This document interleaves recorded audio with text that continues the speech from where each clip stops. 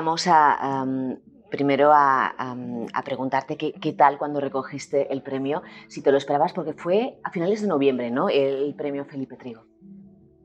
Bueno, yo sabía que era... Cuando te llamaron, que... Sí, bueno, claro, lógicamente fue una sorpresa muy agradable, ¿no? Yo sabía que era una novela potente, pero no las tenía todas conmigo, porque claro, en los premios literarios no basta con enviar una buena novela. Además, hay que seducir al jurado, y si al jurado le gusta otra cosa, tiene otro tipo de sensibilidad, o está predestinado a premiar una novela histórica, una novela de género, o cualquier otra, o algo más dulce, pues no tenía nada que hacer. Pero bueno, fue una sorpresa, creo que hubo unanimidad y que... La presidenta del jurado, que ha sido Carmen Posadas. Sí, Carmen Posadas ha tenido la generosidad de mencionarla en 3 o 4 ocasiones con bastante entusiasmo. Antonio, 2 años, ¿no?, de trabajo en la escritura de esta novela.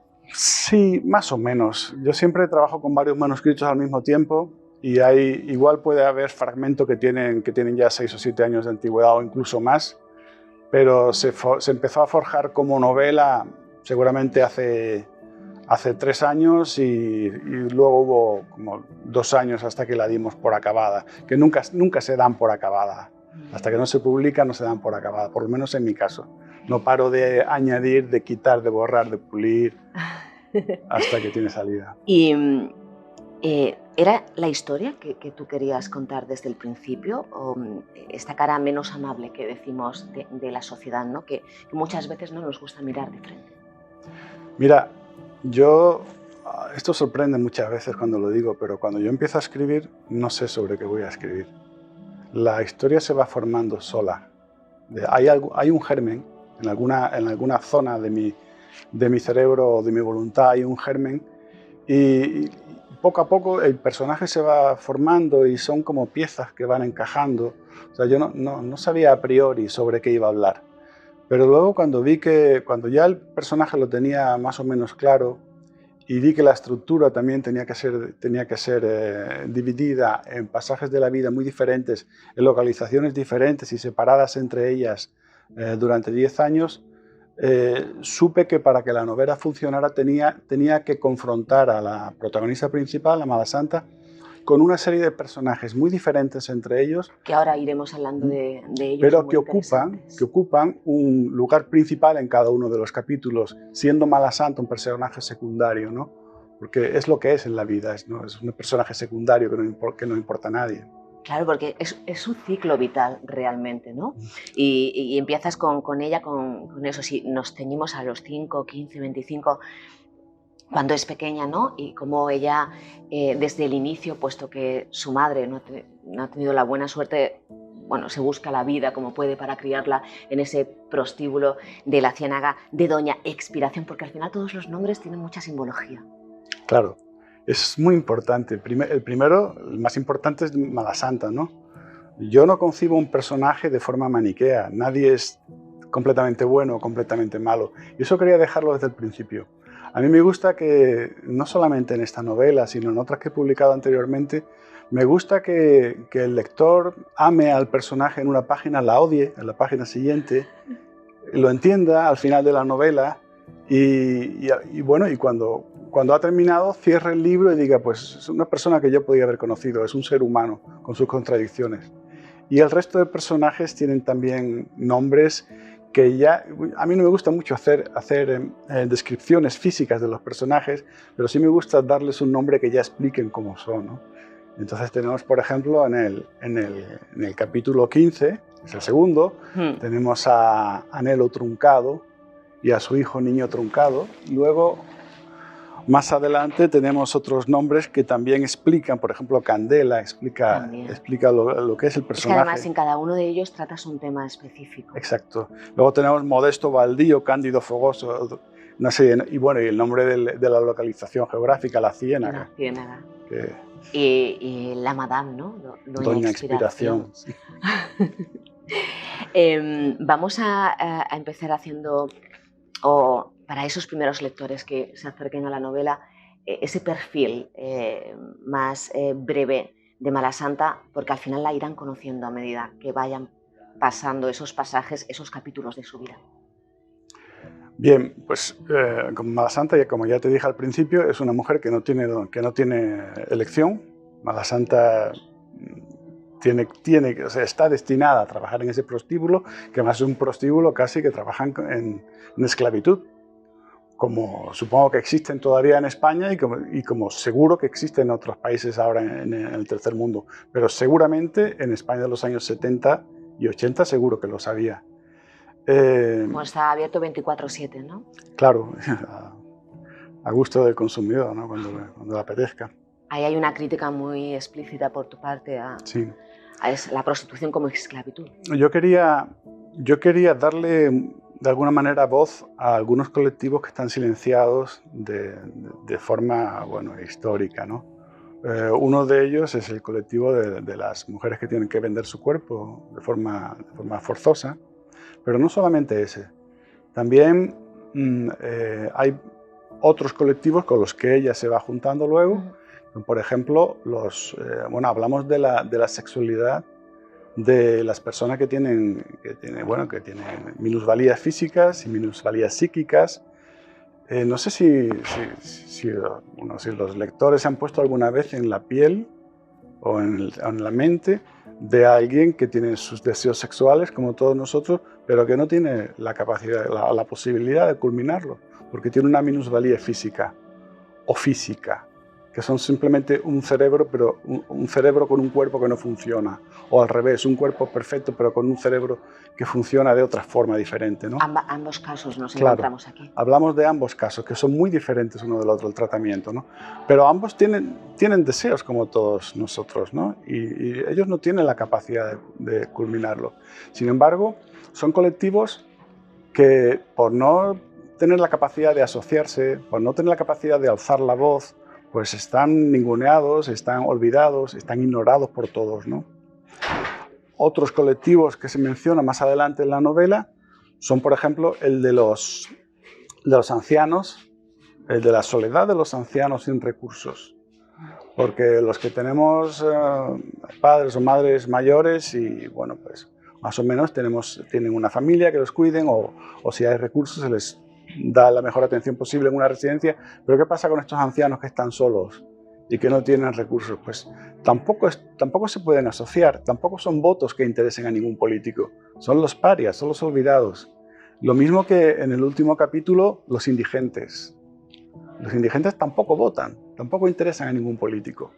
Entonces son una serie de colectivos que no tienen voz, pero que si miramos por la ventana los podemos cruzar por la calle. Seguramente ni siquiera los vemos.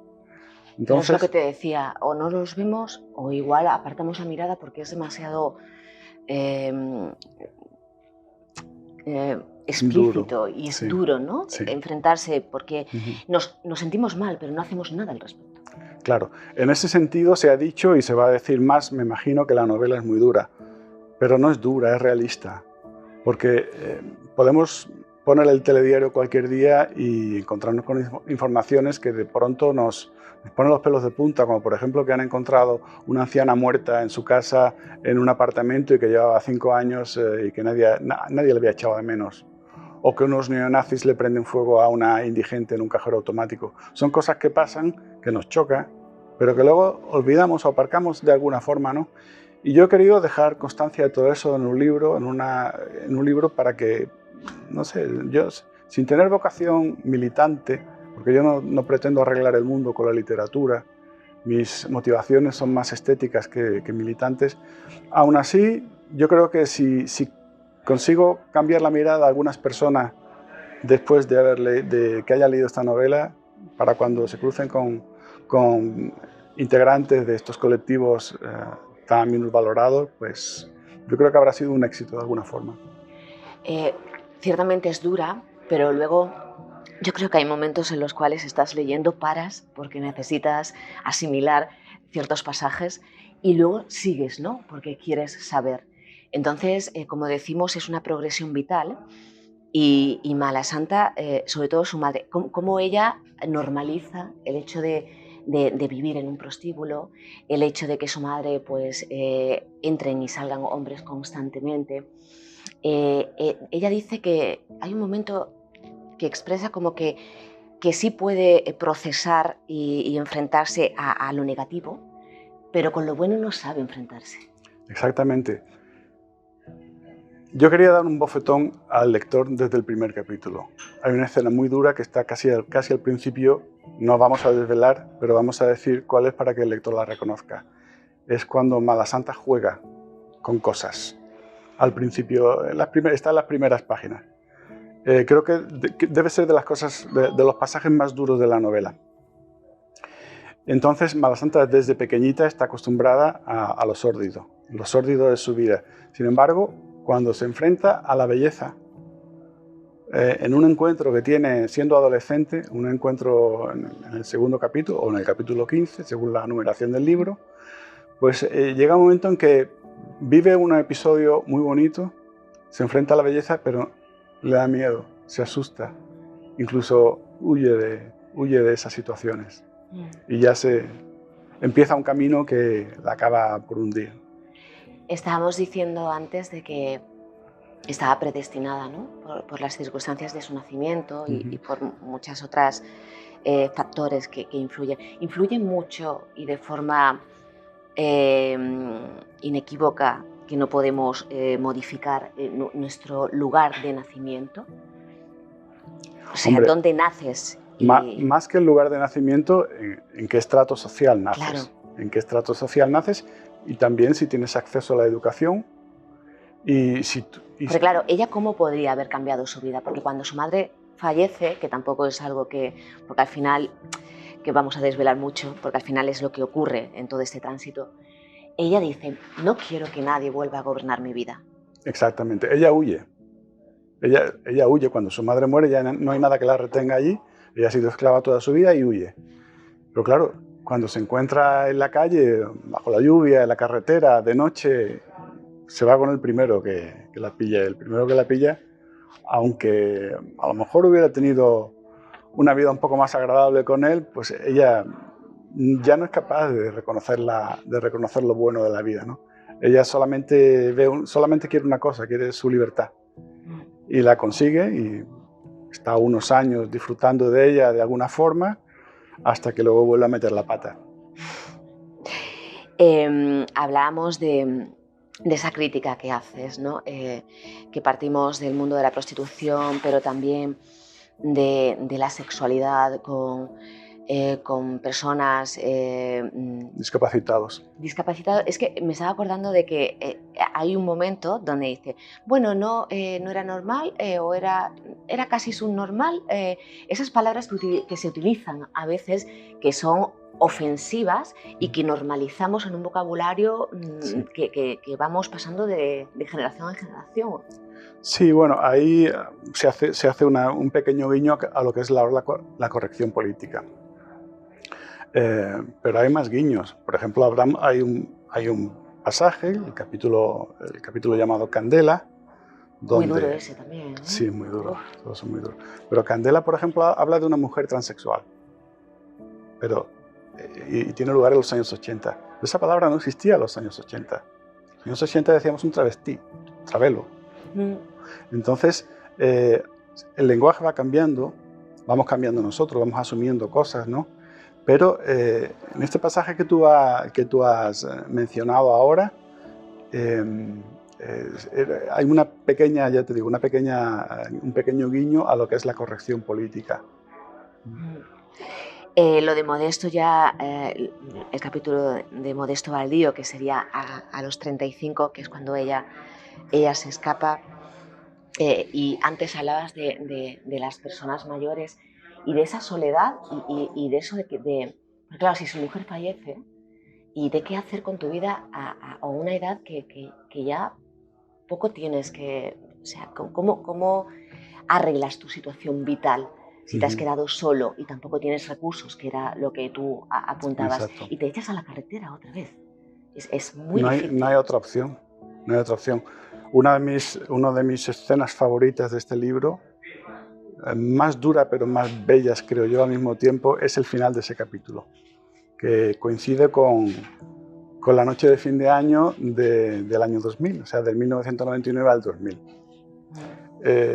Creo que ese retrato de la soledad, no, por lo menos desde mi punto de vista, no podía ser más intenso. ¿Cuál sería la canción? Porque claro, la he buscado, la bachata, ¿no? Que le Sí. gustaba a ella tanto. No sé si sería la canción de fondo que amenizaría o la tendríamos de cama musical en la novela, o tú escogerías otra. Bueno, cualquier canción triste que se escuche en los prostíbulos de todo el mundo. Puede ser un tango en Argentina, puede ser Edith Piaf en los prostíbulos franceses, o puede ser las canciones de Marlene Dietrich en los prostíbulos alemanes, o puede ser la bachata en los prostíbulos, cualquier canción triste en los prostíbulos de América Central y América del Sur. Antonio, muchísimas gracias por esta novela y muchas gracias por esta historia vital que nos enseña mucho. Soy yo que os tengo que dar las gracias. Espero que os guste y Gracias. hasta la próxima.